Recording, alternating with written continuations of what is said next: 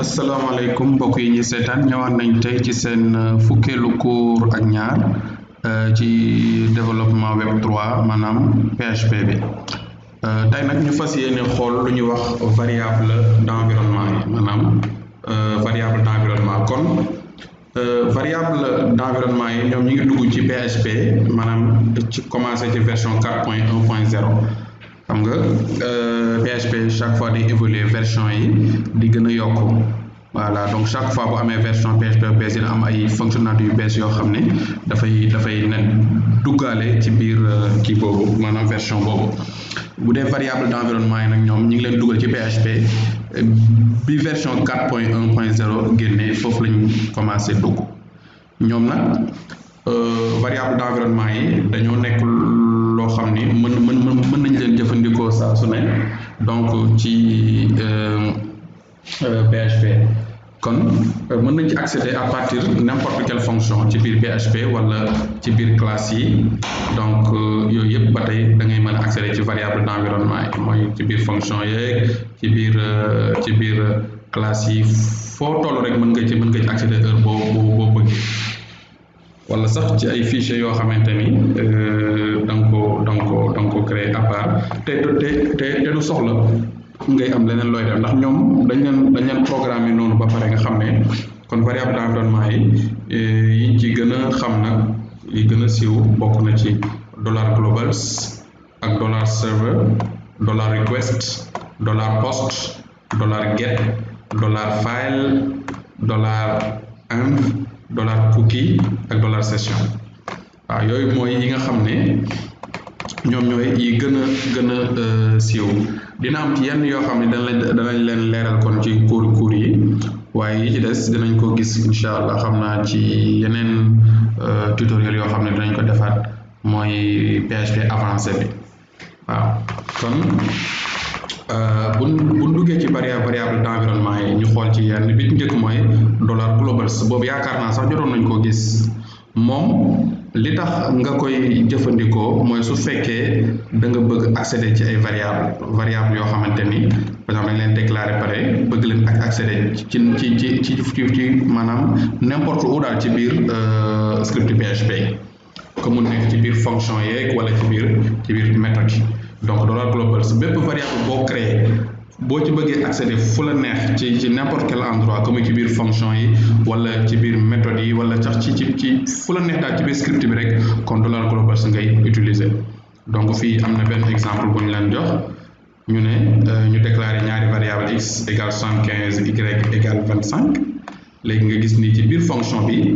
accéder nañ ci x ak y noo ci accéder $globals x ak $globals y donc fonction bi nga gis ne kon boo ñëwee tey ngir woo fonction bi mën nga afficher valeur parce que variable $globals bi moo lay may nga accéder ci variable bi fépp fu la neex donc bu ñu jëloon script bi te exécuté ko da ngay gis ne daf lay jox la somme de 75 plus 25 ñu xool résultat bi léegi voilà ñu xool lu ñuy jox comme résultat donc boo ñëwee actualiser day gis ne 100 ngay am donc li ko waral mooy dafa dañoo déclarer fii boo gisee dañoo ñëw déclarer benn variable x égale 75 y égale 25 léegi ci biir fonction bi nag ñu accéder ci waaye dañoo jëfandikoo variable d'environnement yi mooy $globals kon $globals moom boo xasee ba jëfandikoo rek moo lay may variable yi nga mën ci accéder fu la neex ci biir script bi wala fudul script yi voilà donc kon ba tey am na beneen bu am solo bu ñuy wax $server nag moom mooy dafay garder information yu jëm ci entête yi wala dossier yi wala chemin maanaam yoonu script yi kon $server yooyu lay garder entête yi wala dossier yi wala chemin script yi ñu jox leen fii benn exemple gis nga ñu defal la echo $server self donc fii da lay jox kon non scripté da lay jox non scripté mën ngeen tester fonction yi benn par benn après pour ngeen am ci yu gën a leer voilà ñu xool résultat bi actualiser gis nga ne daf lay wax fan la cours bi nekk donc localhost / dossier UVS la après cours 12.php donc chemin yi donc soo ci bëggee accéder bi ngay jëfandikoo kon mooy $server php self moo lay jox kii donc mënoon nga tester aussi php name bi même chose php name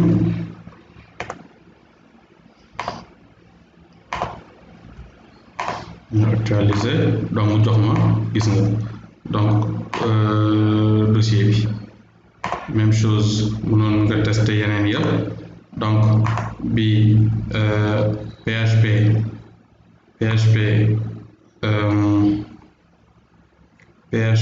serveur http host donc bi moo la jox adresse IP bi enregistré donc $server boo jëlee http host donc mu jox la adresse IP bi donc gis nga localhost la def mais mooy 127.0.0.1 aussi voilà donc loolu la gis nga adresse IP du client donc localhost mooy équivalent ak 127.0.0.1 donc fii am na yeneen gis nga donc yu paramètres yu mën a jël http refer http user agent http script name pour am nom script bi etc donc nga xam ne kon variable d'environnement yi kon $serveur bi donc lu am solo ndax moo lay jox lépp lu information ci biir dossier yeeg entête yeeg chemin script yi donc beneen bi ci topp mooy $request donc $request nag dañ koy jëfandikoo ngir collecter ay données maanaam collecter ay données saa yoo envoyé formulaire ba pare maanaam saa yoo yónnee benn formulaire ba pare $request mooy tax nga collecter ay information après envoi bi voilà donc exemple bi ñu leen waaj kii dana la wan benn formulaire boo xam ne dafay am benn champ de saisie kese fu ñu war a bind ak benn bouton pour envoyer donc saa yu utilisateur bi envoyé donnée ba pare ba maanaam bu cliquer ci bouton soumettre ba envoyé donnée bi léegi nag formulaire bi dafay envoyé benn fichier boo xamante ni maanaam dañ ko def ci attribut action donc dinañ ko wan léegi ma gis léegi donc ci exemple bi danañ jël benn fichier boo xamante ni boo xam ni dañuy def maanaam traitement données formulaire ndax formulaire saa yoo ko envoyé soumettre rek am na benn fichier bu war a def traitement bi daal waaye mën nañ def noo bu ñu neex tamit voilà donc ensuite ñu jëfandikoo nag léegi $request pour recueillir kon valeur bi nga xamante ni moom lañ saisir ci information bi donc moo ngi nii donc ñu jël exemple la jël HTML voilà exemple complet HTML voilà donc fii am nañ benn formulaire donc gis nga forme lay commencer toujours méthode bi post maanaam mooy formulaire bi day envoyer post mooy pour envoyer méthode post lay utiliser action maanaam traitement bi li ñu def mooy dañuy afficher tout simplement gis nga donc $server php self donc li mooy nekk traitement toujours action mënoon nañ def aussi ci beneen fichier donc name li moom texte la da koy afficher input type text li mooy tax nga mën a créer benn zone boo xam ne pour nga saisir dara donc name fname zone bi dafa am nu muy tudd maanaam fname moom mooy tudd zone bi après ñu def input type submit mooy pour envoyer donc input type submit mooy envoyer léegi nag gis nga lii mooy PHP bi def traitement bi lan mooy traitement bi mooy damay créer benn variable $name égal $request de fname moo doon sama zone de saisie gis nga zone de saisie bi nom fname la woon donc input type texte mooy zone de saisie bi toujours nemam fname la woon donc fname bi mooy zone bi ngay saisir dara bi ngay bind dara donc lii mooy permettre donc après bu ma envoyé pare ma récupérer li ma saisiroon grâce à dollar request parce que dollar request wax nañ leen moom mooy récupérer benn donnée wala ay données saa yoo envoyé formulaire ba donc su ma envoyé formulaire bi lan lay def après su ma cliquer sur bouton submit bi mooy la ma bindoon ci zone de saisie bi loolu lay récupérer jox ko variable bii di dollar même après mu affiché ko donc ñu testé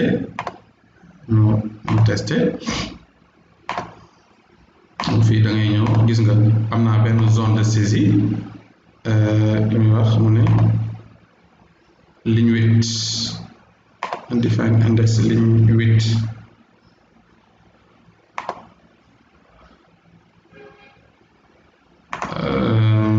xool xaaral ma testé Chérif du erreur mais kii la rek quoi genre notice rek la moo envoyé gis nga récupéré na Chérif bi affiché ko donc li ko waral mooy fii donc name bi input type texte mooy loolu moo lay jox zone de saisie bii nii voilà input type texte mais zone de saisie bi dafa am nu mu tudd moom mooy fname donc zone de saisie bi après saa yu ma defee input rek type submit moom moo may jox bouton submit bi ma am bii mooy valider bi voilà donc saa yu ma cliquer submit rek donc am naa benn variable d'environnement boo xam après envoi formulaire dafa am day récupérer information ban information la bëgg mu récupérer nag mooy fname mooy zone de saisie bi parce que zone de saisie bi turam fname la donc loolu lay récupérer jox ko variable bi su ko joxee variable après echo daal di koy afficher donc loolu moo tax saa yoo defee fii dara boo defee pour PHP nga valider rek automatiquement gis nga da koy récupérer grâce à dollar request boobu après daal di koy jox variable dollar name affiché ko voilà donc kon loolu mooy beneen variable bi nga xamante ni moom mooy variable d'environnement dollar request donc am na beneen aussi dollar post moom dañ koy jëfandikoo lu bari déjà gis ngeen léegi rek ci formulaire bi méthode post donc mooy méthode buy envoyé donc dollar post nag donc dañ koy jëfandikoo pour collecter ay données formulaire après nga yónnee information yi gis nga avec méthode post mooy li ma wax léegi donc formulaire dama def méthode égale post donc saa yoo amee méthode dollar post rek donc mën nga utiliser après envoi bi dollar post moom aussi dañ koy jëfandikoo pour transmettre ay variables exemple dina la ñu woon léegi benn exemple boo xamante ni da ngay saisir benn champ ak benn bouton envoi comme ni ñu def léegi rek léegi nag ci exemple bi tey dañuy voilà comme ni ñu defoon action bi dañ koy jox dollar serveur PHP self bi donc pour traitement données formulaire mooy action voilà léegi nag kon ñu xool nan la ñuy jëfandikoo dollar post bi exemple la ngi nii benn exemple xaar ma jël formulaire bi kese waaw benn exemple la ngi nii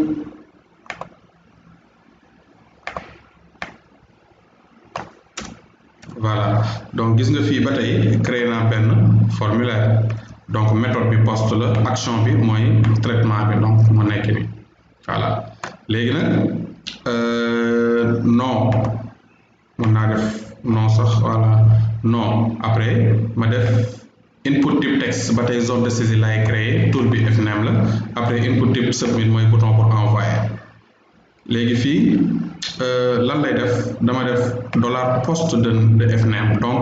li ñu envoyé ci zone bi moom lay récupérer fii après affiché ko donc boo seetloo code bi ak code bi ñu def léegi même chose la mais seulement fii dollar post la au lieu dollar request moom mooy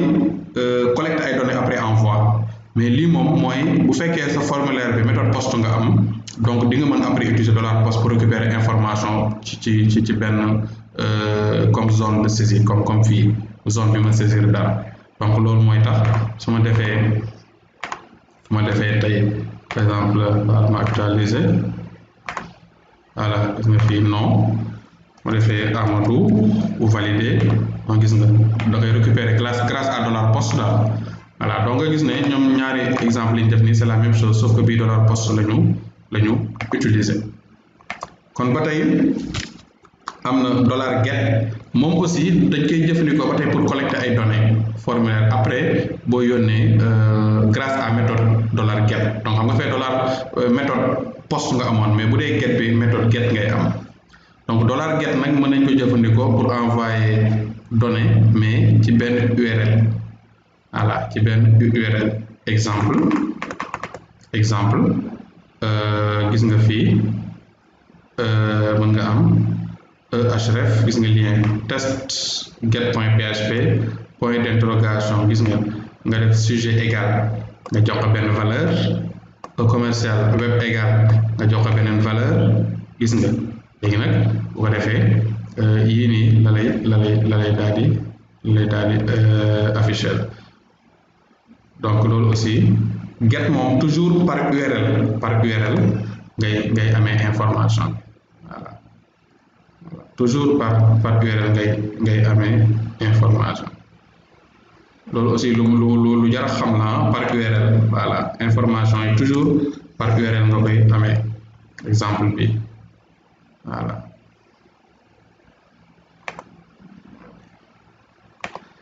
donc dans les normes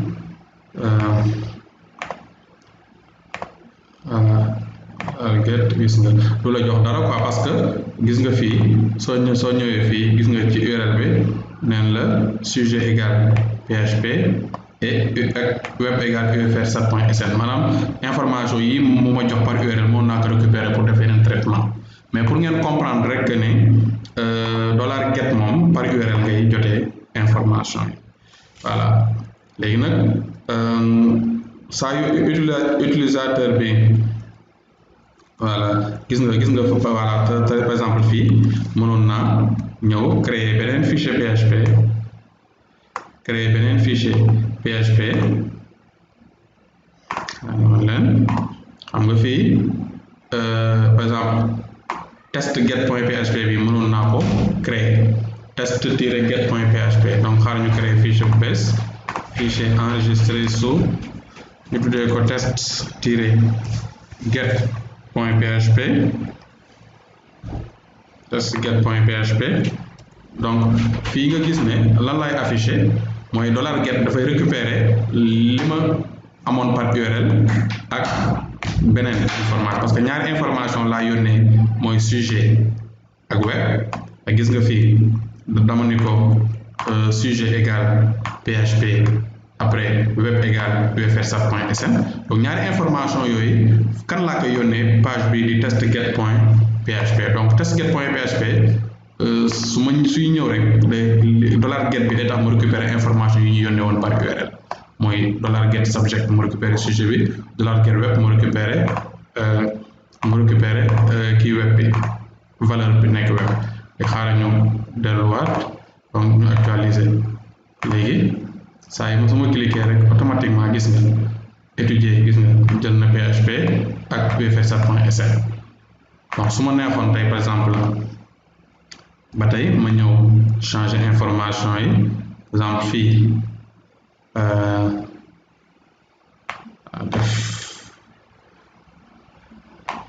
def écho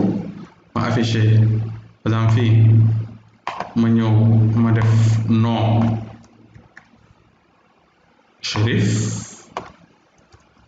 Chérif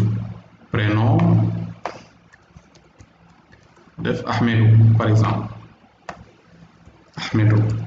donc fii gis nga bi may yónnee bi may woo page bi mooy test get point php dama def point d'interrogation day xaar ñaari valeur nom ak prénom gis nga donc dama koy jox benn valeur nom égal Chérif et commercial bi ma def prénom égal Ahmedou donc ci page bi kon lan lay xaar dollar get de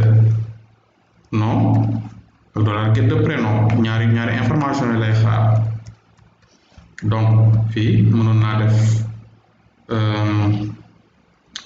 def nom deux points def nii après ma def prénom deux points voilà boobaa moom ñaari kii lay xaar, ñaari information lay xaar mooy nom ak prénom. donc suñu actualiser dañu cliquer automatiquement lu mu wax ligne de erreur, ligne de donc nom, voilà fii day am point, voilà ok actualiser